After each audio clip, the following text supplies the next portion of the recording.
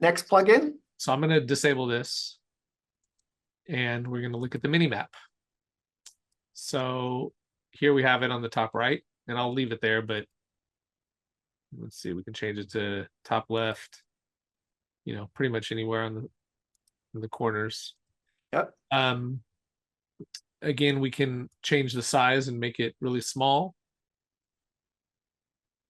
or really large.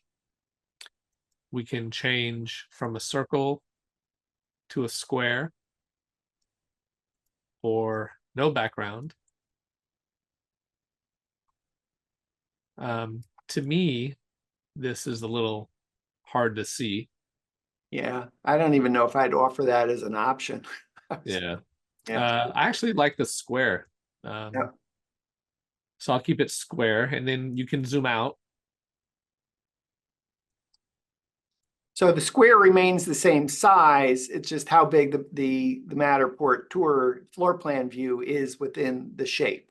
Yeah. So if you had a smaller footprint house, you may want to zoom in more. If you have a large property or a large warehouse or something, you would want to zoom out more. Okay, get it. And then I think the same thing in terms of set north.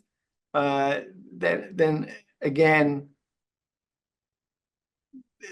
there you go. So it rotates the map. so I think this is probably super important here, Tom, because if you don't orient the mini map correctly, would it just feel weird, or no? It's going to align with the space, even if it doesn't know which way north is. You know, I don't care so much about north and south when I'm touring a property. I care about what I can see versus what's there in real time. So if I'm coming in the front doors of this hotel, I would want to see what's in front of me. So if I have a hotel staff say you go down this hall and make a left, I can say, okay, I'm going to go down this hall and make a left, and then I'm right at the elevator. Okay. All right. Anything else to show us in mini map? I think that's actually it. Yep, that's it.